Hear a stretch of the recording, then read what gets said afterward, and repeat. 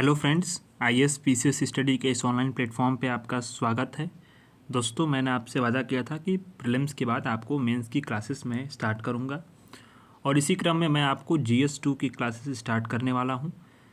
और जीएस 2 की classes start करने से पहले मैं थोड़ा आपको सिलेबस के बारे में उसको बताता हूँ, उसको डिकोड करता हूँ। जब तक आप सिलेबस को डिकोड नहीं करोगे ना, तब तक आप मेंस की पूरी हॉलिस्टिक प्रिपरेशन नहीं कर सकते और कहीं ना कहीं आपको जो है इसमें दिक्कतें आएंगी। इसलिए आपको जो है सिलेबस को बहुत अच्छे तरीके से समझना काफ़ी ज़रूरी है। जो GS2 का पेपर है वो मूलतः उसमें 3 से 4 टॉपिक्स जो है होते हैं, आप सब्जेक्ट के उसको पढ़ने होते हैं। पहला जो होता है वो आपका पॉलिटी एंड कॉन्स्टिट्यूशन संबंधित चीज़ें होती हैं, ठीक है। दूसरा आपका गवर्नेंस संबंधित होगा। तीसरा जो आपको पढ़ना है सोशल जस्टिस पढ़ना है, सामाजिक न्याय पढ़ना है। चौथा आपको पढ़ना है इंटरनेशनल रिलेशन यानी अंतर्राष्ट्रीय संबंध, और ये काफ़ी डायनामिक पोर्शन है। तो सभी सेक्शंस के बारे में डिटेल से बात करेंगे और इसमें समझने का प्रयास करेंगे कि हमारे जो आपके सोर्सेज हैं, सोर्सेज क्या हों। दूसरी बात आप हम लोग करेंगे कि अप्रोच क्या हो। उसके बाद हम लोग बात करेंगे कि आखिर जो है सोर्सेज और अप्रोच जब हो जाएगा तो वैल्यू एडिशन मटेरियल क्या करना है। फिर इसके बाद हमें कौन कौन से टॉपिक्स को पढ़ने हैं, सिलेबस के किस टॉपिक्स पे कितना इसको एलोबरेट करना है, ठीक है। तो इन सारी चीज़ों को अगर देखें तो हमें ये मालूम चल जाएगा कि हमारा जो है सिलेबस है वो कितना वास्ट है, ठीक। तो इससे हमें पता चलता है कि हमको कितना पढ़ना है, क्या क्या क्या पढ़ना है, किस अप्रोच से पढ़ना है, और इसके बाद आंसर राइटिंग की जो चीज़ें हैं वो आएंगी। तो पहला टॉपिक है आपका Indian constitution, historical underpinning, evolutions, features, amendment, significant provisions and basic structure. मैं आपको इंग्लिश वाला सिलेबस इसलिए उठाया हूं और ये सिलेबस जो है यूपीएससी का ऑफिशियल जो नोटिफिकेशन आया था, ऑफिशियल नोटिफिकेशन 2024 वाला, उसको मैंने डाउनलोड करके यहाँ से निकाला है। जब आप 2024 का ऑफिशियल नोटिफिकेशन डाउनलोड करोगे तो उस पर सिलेबस मिल जाएगा आपको। और मैं आपको बिल्कुल यह रिकमेंड नहीं करूँगा कि गूगल पे आप सर्च करो, किसी कोचिंग के जो साइट्स होंगी वहाँ पे सिलेबस लिखा होगा और उसको आप सिलेबस के रूप में इस्तेमाल करो। नहीं, आप यूपीएससी की ऑफिशियल जो नोटिफिकेशन है उसको डाउनलोड करिए, उसमें सिलेबस आपको बाकायदे मिल जाएगा और वो ऑथेंटिक होगा, उसमें कोई भी एरर नहीं होगा, ठीक है। तो ये आपका जो इंग्लिश वाला जो टर्म्स हैं इसको मैंने इसलिए लिया क्योंकि हिंदी वाले टर्म्स में क्या होते हैं कि कई बार शाब्दिक जो है वो इरर हो जाते हैं। तो पहले बात करते हैं हम लोग पॉलिटी एंड कॉन्स्टिट्यूशंस के बारे में बात करेंगे कि इसके लिए हमारा जो है बेसिक सोर्सेज क्या हो। पहले हम लोग बात करेंगे कि सोर्सेज क्या हो, ठीक। इसके बाद हम लोग बात करेंगे कि क्या अप्रोच होगी, वैल्यू एडिशन कैसे करना है, ठीक है। तो आपको क्या पढ़ना, पहले पॉलिटी एंड कॉन्स्टिट्यूशंस को पढ़ना है सिलेबस में। तो पॉलिटी एंड कॉन्स्टिट्यूशंस के लिए जो आपका सोर्सेस होगा, सोर्सेस में पहला आपका आएगा बेसिक जो किताब है आपकी एम लक्ष्मीकांत आपकी आएगी, पहला बेसिक सोर्स। दूसरा आपका आएगा विज़न की जो आपकी मेंस 365 आएगा, या फिर अगर आपने मंथली मैगजीन फॉलो कर रहे हैं तो मंथली मैगजीन, तो मेंस 365 या मंथली मैगजीन, इसको मैं दोनों को मैं कराता हूँ, ठीक है। दोनों को टाइम से करा दूँगा जब आएगी तो। इसके बाद नेक्स्ट आपको पढ़ना है वैल्यू एडिशन में कि कुछ आर्टिकल्स जो है वैल्यू एडिशन में इसमें करना, आर्टिकल्स को, ठीक। कुछ जजमेंट को पढ़ना है।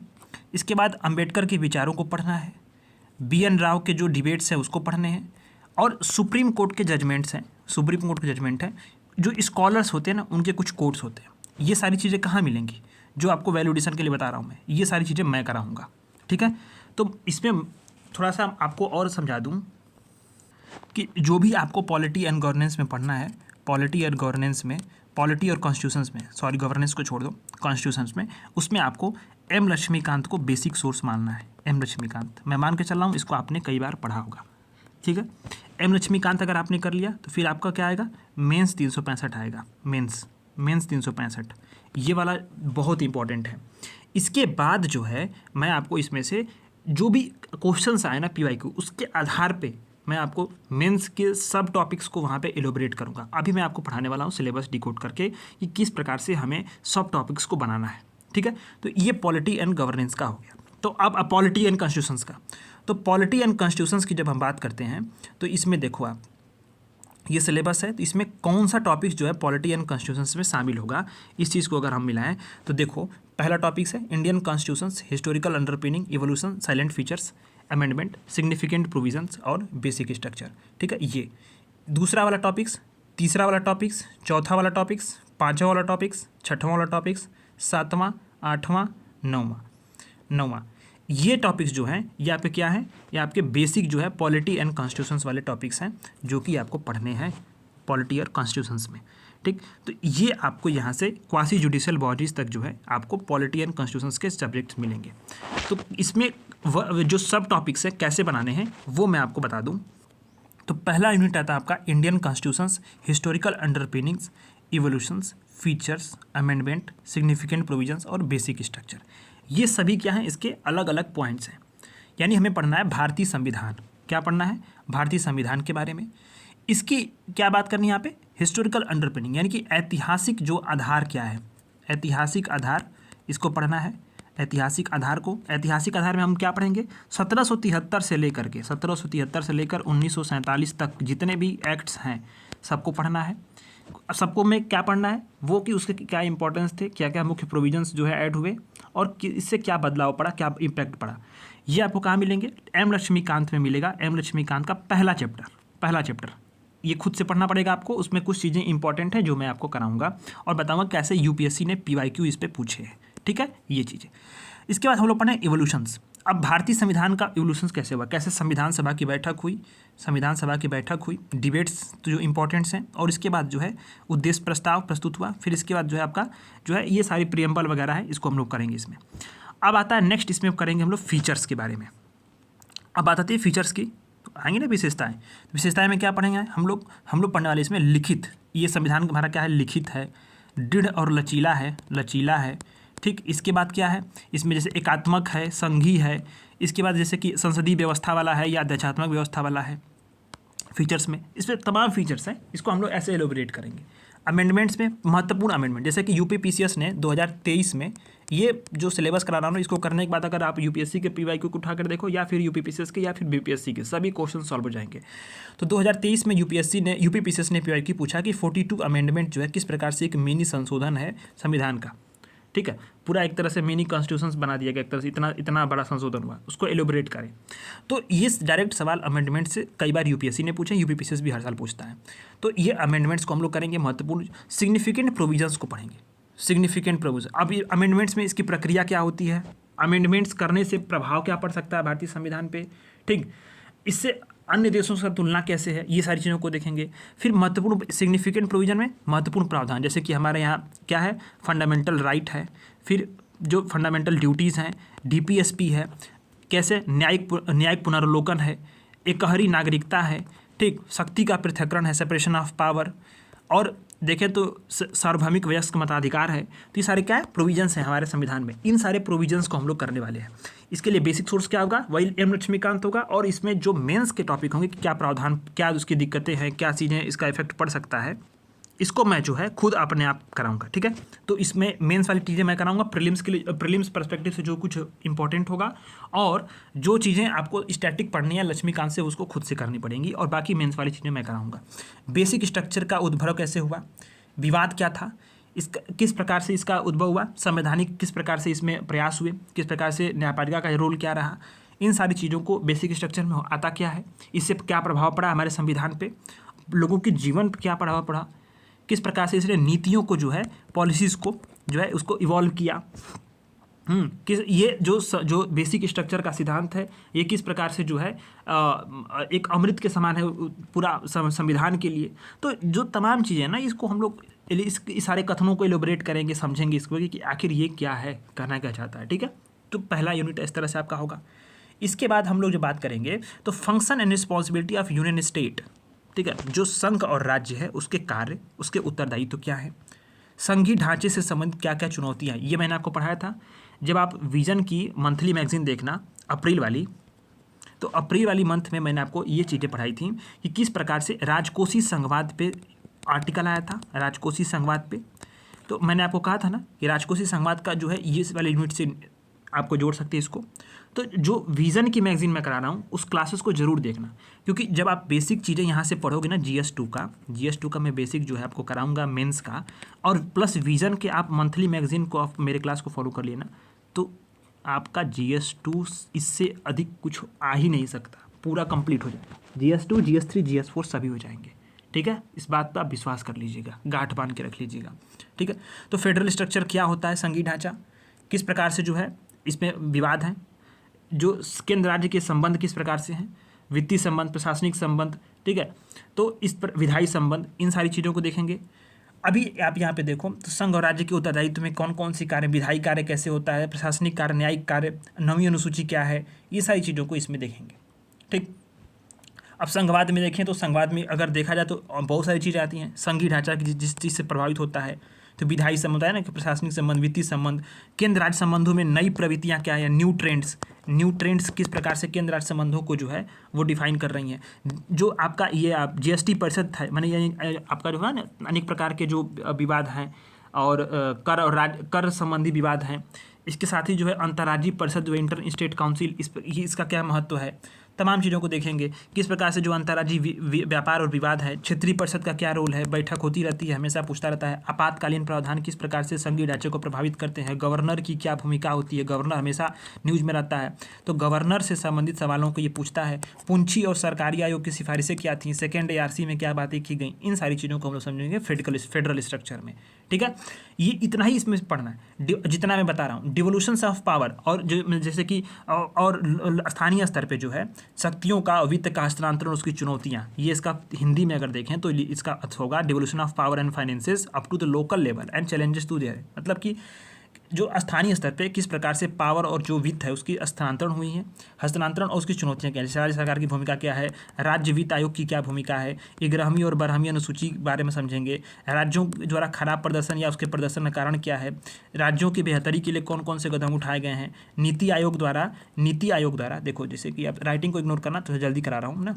नीति आयोग द्वारा जो किस प्रकार से पंचायत डिवोल्यूशन इंडेक्स जारी किया गया, केंद्र सरकार ने जो है कौन कौन से कदम उठाए, इन सारी चीज़ों को नोट कर लो आप खुद भी। तो ये सारी चीज़ें हम लोग क्या इसमें पढ़ेंगे, जो ये आपका जो आपका पंचायती राज संबंधित है, जो पावर का हस्तांतरण हुआ है लोकल लेवल पे, इस वाले टॉपिक्स में करेंगे। और इसमें से अगर देखो तो आपको हर महीने कुछ ना कुछ जो है पॉलिटी एंड गवर्नेंस का जो मैगजीन है, यानी कि जो मंथली मैगजीन है विजन की, और मेंस 365 आएगी, इसमें से आपको मिल जाएगी कंटेंट। इसके बाद हम लोग समझेंगे कि जो सेपरेशन ऑफ पावर है, जो विभिन्न घटक हैं जो सरकार में, मैकेनिज्म, इंस्टीट्यूशंस में, उसमें कैसे शक्तियों का पृथक्करण हुआ है, विवाद निवारण तंत्र यानी डिस्प्यूट रिड्रेसल मैकेनिज्म, विवाद निवारण तंत्र क्या है, संस्थान कौन कौन से हैं। अब यहाँ पे हम लोग क्या समझेंगे, सबसे महत्वपूर्ण समझेंगे शक्ति का पृथक्करण का सिद्धांत क्या है, सेपरेशन ऑफ पावर का थ्योरी क्या है, भारतीय संविधान में पृथक्करण क्या हुआ है, चेक एंड बैलेंस की व्यवस्था किस प्रकार से आई है, प्रमुख जो है सर्वोच्च न्यायालय के जो है वो वाद क्या है। इस तरह से इन सारी चीज़ों को समझेंगे। डिस्प्यूट रिड्रेसल मैकेनिज्म में समझेंगे कि किस प्रकार से जो है विवाद निवारण, जैसे RTI है, PIL है, ट्रिब्यूनल्स किस प्रकार से, अभी ट्रिब्यूनल्स को आप जानते होंगे, तो मैंने आपको PT में भी पढ़ाया, मंथली मैगजीन में पढ़ाया, ट्रिब्यूनल्स में बहुत बेहतरीन तरीके से कराया था। तो ट्रिब्यूनल्स को समझेंगे, किस प्रकार से ट्रिब्यूनल्स जो हैं वर्तमान में ये प्रासंगिक जो साबित हो रहे हैं, किस प्रकार से जो कोर्ट्स हैं, कोर्ट में समस्याएं किस प्रकार से है, तो इन चीज़ों को, चुनौतियाँ क्या हैं, समाधान क्या है, इसको हम लोग देखेंगे। इसी के साथ ही जो आता है अब नेक्स्ट वाला जो आपका आता है, comparison of the Indian constitution scheme with that of other countries. ठीक है, यानी कि जो भारत का संविधान है, योजना है, संवैधानिक योजना, उनको अन्य देशों से तुलना किया। जैसे कि भारत लिखित संविधान है, ठीक है, दृढ़ता, लचीलापन, मिश्रण, संधि, एकात्मक व्यवस्था, संसदीय व्यवस्था, संसदीय सर्वोच्चता, न्यायिक सर्वोच्चता, संविधान की सर्वोच्चता, ठीक है, न्यायपालिका, नीति निर्देशक तत्व, मौलिक कर्तव्य, इन सारी चीज़ों पे हम लोग तुलना करेंगे। किन देशों से, सभी देशों से नहीं, यानी युगांडा, रवांडा और चिली और इन सभी देशों से तो करेंगे नहीं, पाकिस्तान से हम लोग बात करेंगे इसमें, USA से, UK से, जो ये मैच्योर डेमोक्रेसीज हैं उनसे करेंगे, जापान से करेंगे, चाइना से करेंगे, ठीक है, रसिया से कर सकते हैं, तो इन सारी, कनाडा से कर सकते हैं, ऑस्ट्रेलिया से कर सकते हैं, इन सभी चीज़ों पर हम लोग बात करेंगे। ठीक, अब इसके बाद आती है कि अगर इन सभी चीज़ों को जब हो जाएगा, अब यहाँ पे 2-3 चीज़ें और भी जोड़ेंगे इसमें, जैसे कि धर्मनिरपेक्षता पे भी चर्चा हो सकती है, एकहरी नागरिकता पे चर्चा हो सकती है, आपातकालीन प्रावधान किन देशों में किस प्रकार से है, ठीक है, राज्य सरकार किस प्रकार से काम करती है, ड्यू प्रोसेस ऑफ लॉ क्या है, प्रोसीजर स्टेब्लिश बाई लॉ क्या है, ठीक है, इन सभी चीज़ों पे बात इसमें होगी। अब आता है इसमें 5वां वाला point, parliament and state legislator structure, functioning, conduct of business, power and privilege and issues arising out of this. यानी कि जो संसद और राज्य विधायिका है उसकी संरचना, उसके कार्य कैसे होती हैं, कार्य संचालन, इसमें बेसिक चीज़ें आपको फॉलो करेंगे। M लक्ष्मीकांत, केंद्र राज्य सरकार, जो स्टेट लेजिस्लेटर है और पार्लियामेंट है, इसके कार्य कैसे होते हैं, इसका स्ट्रक्चर क्या है, फंक्शनिंग क्या है, ठीक है। इसके बाद हम लोग बात करेंगे कार्य संचालन के बाद शक्तियाँ क्या हैं, ठीक, इसके बाद विशेषाधिकार प्रिविलेज, इस पर मैंने आंसर राइटिंग भी कराया था बहुत अच्छे से। एक बार शुरू में जब आप जुड़े थे टेलीग्राम पे, तो बीच में मैंने कराया था आंसर राइटिंग अक्टूबर या नवंबर महीने में। तो ये इसको हम लोग करेंगे। और ये बार बार प्रिविलेज वाला क्वेश्चन जो है वो आया था। अभी यार यूपीएससी में भी पूछा था, तो यूपीएससी प्री में क्या पूछा था, वह एथिक्स कमेटी वाला, तो उस समय भी प्रिविलेज वाला मुद्दा उठा था। तो ये सब आएगा, issues arising out of this, इससे संबंधित जो अन्य प्रकार के मुद्दे हैं वो समझेंगे। इसके बाद हम लोग समझेंगे कि स्ट्रक्चर क्या है, ऑर्गेनाइजेशन क्या है, फंक्शनिंग क्या है एग्जीक्यूटिव की और जुडिशरी की, ठीक है, इसकी समझेंगे। अब इसके बाद जैसे कि जो भी संरचना है, कार्यपालिका न्यायपालिका की संरचना क्या है, संगठन और सरकार के जो मंत्रालय और विभाग कैसे हैं, प्रभावक समूह क्या है, उनकी भूमिका क्या है, औपचारिक और अनौपचारिक संघ क्या है, और उनकी शासन प्रणाली में भूमिका क्या है भारतीय संविधान में, उसको समझेंगे। जैसे कि राज्य में देखेंगे तो राज्य की कार्यकारी संख्या में राज्यपाल को पढ़ेंगे, ठीक, मुख्यमंत्री सीएम को पढ़ेंगे, मंत्रिपरिषद को पढ़ेंगे, और सचिवालय की क्या भूमिका है। इस तरह से आपका स्टेट स्पेशल भी तैयार हो जाएगा, ठीक। इसी तरह से अगर हम देखें तो न्यायपालिका में 3 स्तरीय संरचना है, उसका क्या महत्व है, भारत का मुख्य न्यायाधीश, और जो जजेस की जो केसेस हैं, अभी अगर देखें तो जजेस में जो नियुक्ति का मामला है वो चर्चा में रहता है, जजेस की नियुक्ति का मामला, तो इससे आप इसको जोड़ सकते हैं। किस प्रकार से जो है आपका कोलेजियम प्रणाली है वो न्यूज में वो भी जोड़ सकते हैं आप, तो ये हो सकता है। अगर हम देखें तो जो pressure group formal and informal associations हैं, इनकी अगर क्षमता देखें तो यानी इसमें क्या हम लोग पढ़ सकते हैं, तो इसमें अगर हम लोग पढ़ेंगे दबाव समूह, यानी जो प्रेशर ग्रुप्स हैं, प्रेशर ग्रुप, इनकी दबाव समूह की क्या है, इसकी विशेषता क्या होगी, इसके प्रकार क्या होंगे, इसके बाद कार्य क्या हो सकते हैं, इनका महत्व क्या है, इनका महत्व होने के बाद कार्य करने के तरीके क्या हैं, दबाव समूह और हित समूह में क्या अंतर होता है, हित समूह और दबाव समूह में अंतर क्या होता है, इस दबाव समूह के कारण क्या चुनौतियां उत्पन्न हो रही हैं, सरकार प्रयास क्या कर रही है। इसके बाद आगे की राह हम लोग समझेंगे, एक कंक्लूजन और इंट्रो बना कर रख लेंगे, ताकि जो है मेंस में क्वेश्चन आएगा धुआं कर देंगे। तो ये हो गया, तो इस तरह से ये टॉपिक कंप्लीट करेंगे। इसके बाद salient feature of the representation of people acts, इसको हम लोग बहुत अच्छे तरीके से पढ़ेंगे। 2 एक्ट है, दोनों एक्ट को कायदे से पढ़ेंगे, 50-51 वाला। इसके बाद हम लोग आते हैं 8वां वाला, जो विभिन्न संवैधानिक पद हैं उस पर नियुक्तियाँ होंगी, विभिन्न संवैधानिक निकायों की शक्तियाँ क्या हैं, पावर, फिर उसके कार्य क्या है, फंक्शन क्या है, और उत्तरदायित्व रिस्पॉन्सिबिलिटी क्या है, उसको पढ़ेंगे। जैसे कि कौन कौन शक्तियाँ, तो चुनाव आयोग की न्यूज में है, यूपीएससी है, स्टेट पीसीएस है, वित्त आयोग है, SC/ST आयोग है, अल्पसंख्यकों के लिए आयोग है, माइनॉरिटीज़ वाला, महान्यायवादी है, महाधिवक्ता है, CAG है, तो ये सभी चीज़ें हैं। फिर देखेंगे नीचे तो एक टॉपिक और भी आता है, तो इसमें क्या है कि आपका जो है सांविधिक विनियामक और विभिन्न अर्धन्यायिक निकाय, ये आपका इसका हिंदी अर्थ होगा। तो इसमें अगर देखेंगे नीति आयोग को पढ़ेंगे, बहुत इंपॉर्टेंट है, RBI को पढ़ेंगे, मानवाधिकार आयोग को समझ पढ़ सकते हैं, इसको सूचना आयोग को पढ़ेंगे, CBC को पढ़ेंगे, CBC में क्या समस्या, ये सभी चीज़ें जो हैं आपके M लक्ष्मीकांत में दी हुई हैं, उसमें आपको एलोबरेट करना है कि मेन संबंधी, जैसे कि उसकी क्या कार्यप्रणाली में चुनौतियां क्या हैं, समाधान क्या हो सकते हैं, वेरियस कमेटीज़ की रिपोर्ट क्या है, ARC ने इस पर क्या बोला है, कुछ जो समितियाँ बनी हैं समितियाँ क्या बोली हैं, ये सब चीज़ें कहाँ मिलेंगी, ये चीज़ें मैं कराऊँगा इस पे। जैसे मान लो आपने इलेक्शन कमीशन को पढ़ लिया, अब लक्ष्मीकांत में क्या है कि बेसिकली चीज़ें जो है वो प्रीलिम्स पर्सपेक्टिव से ही है, जैसे कि इलेक्शन कमीशन के आर्टिकल्स क्या हैं, ये सब चीज़ें अगर इसको जान लिया तो मैं बताऊंगा कि आपको कि इलेक्शन कमीशन के कार्य प्रणाली में क्या चुनौतियां हैं, इलेक्शन कमीशन के समक्ष कौन कौन सी चैलेंजेस हैं, इसमें जो विभिन्न कमेटीज़ हैं, विभिन्न जो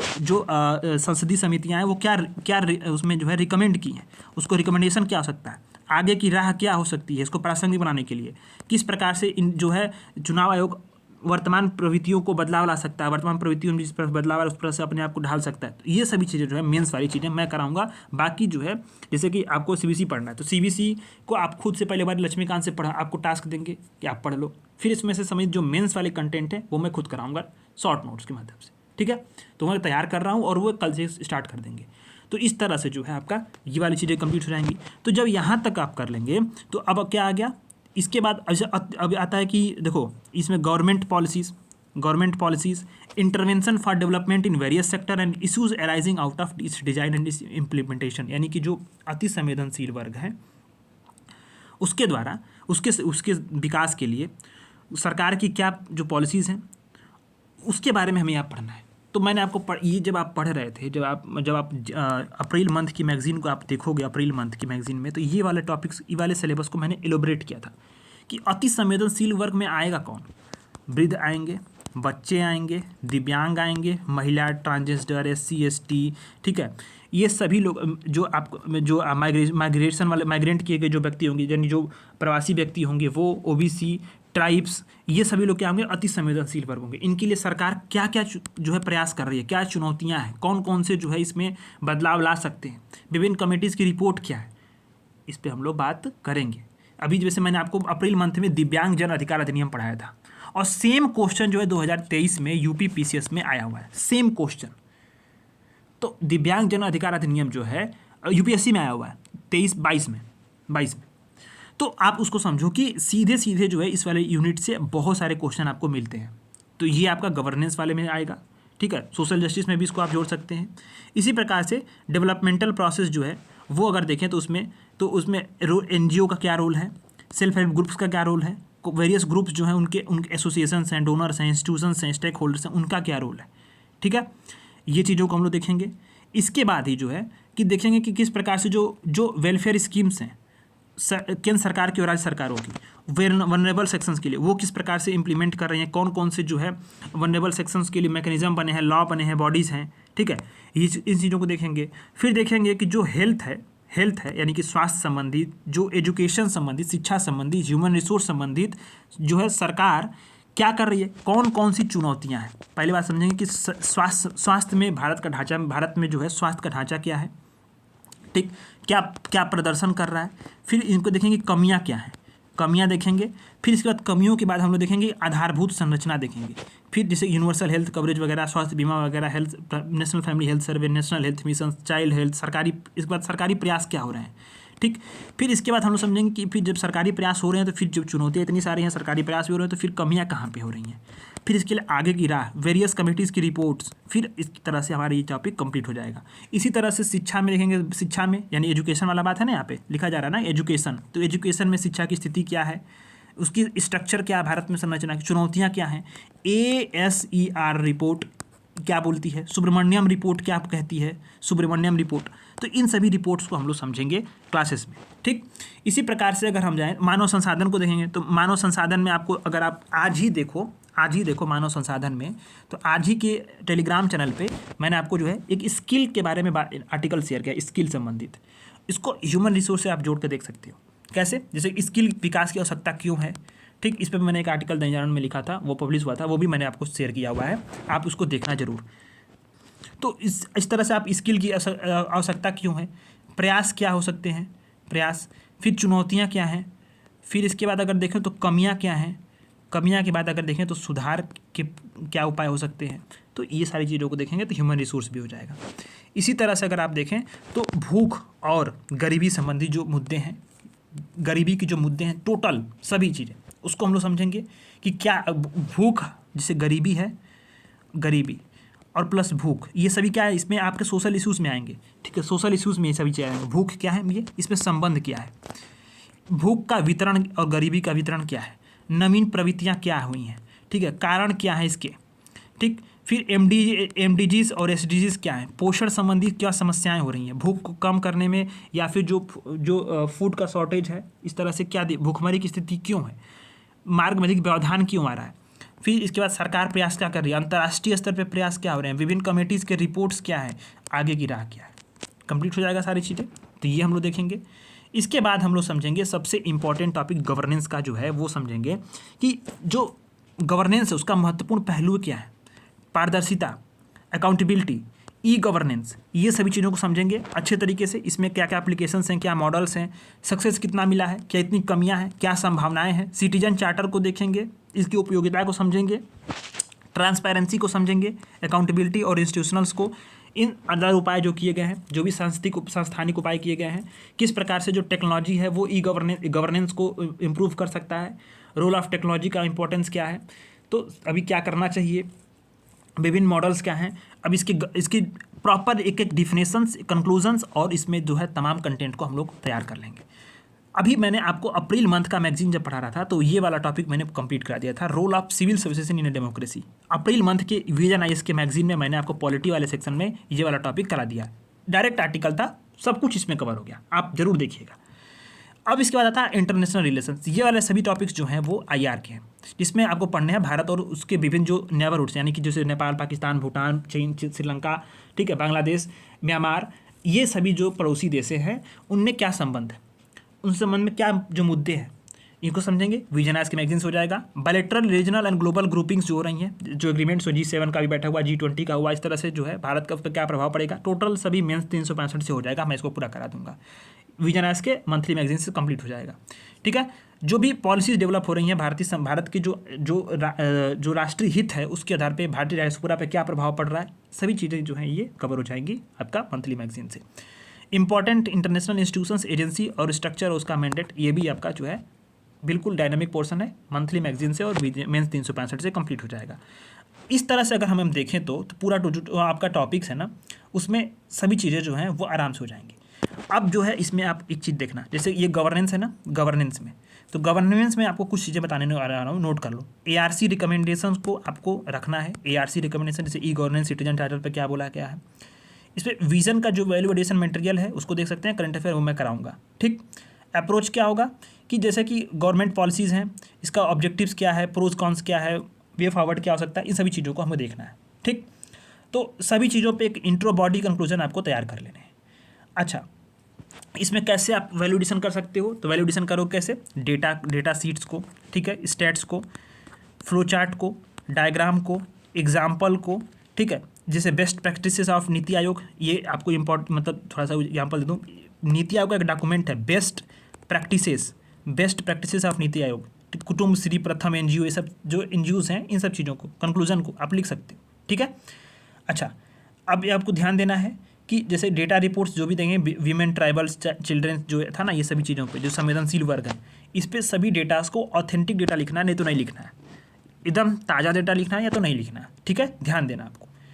अच्छा, जैसे कि अगर आप देखो तो बहुत सारी चीज़ें जो है ना, अब इंटरनेशनल रिलेशंस में अगर देखो या अभी जो भी ये सोशल इश्यूज़ हैं, इसमें SDGs को, स्कॉलर्स को, अमर्त्य सेन को, ठीक है, इस तरह से अगर चीज़ों को क्या करना है आपको, उनको प्लान, नेशनल एजुकेशन जो पॉलिसीज़ बन रही हैं तो उसमें जो भी आर्टिकल्स स्कॉलर्स आते हैं ना, वो सभी वैल्यू एडिशंस मैं कराऊंगा, उसको आपके लिए कुछ भी नहीं करना है। वैल्यू एडिशन का सारा काम मेरा है, आपको बस एक साथ मेरे साथ कॉपरेट करना है। वो है क्या कि एम लक्ष्मीकांत को खुद से करना है, मैं आपको उस बताऊँगा कि कौन से चैप्टर में किस दिन करना है, उस तरह से एम लक्ष्मीकांत को आप पढ़िएगा। बाकी सभी काम मेरे ऊपर छोड़ दीजिए। जैसे विजन है इसकी मंथली मैगजीन मैं कराता ही हूँ, मेंस 365 मैं पूरा कराऊंगा, प्लस वैल्यू एडिशन और मेंस के कंटेंट जो इस टॉपिक से है वो मैं पूरा अपने हिसाब कराऊंगा, ठीक है। तो इस तरह से आपका GS2 का सिलेबस जो है, मैं आपको यह वादा कर रहा हूँ, एक महीना 10 दिन यानी 40 दिन में आपका जो है GS2 कंप्लीट हो जाएगा। और इतना अच्छा से कंप्लीट होगा ना कि आप कोई क्वेश्चन आपको मिले, अगर आपने कायदे से फॉलो किया ना, तो सच बता रहे हैं, कोई भी क्वेश्चन GS2 का मिलेगा आप उसको टैकल कर लोगे।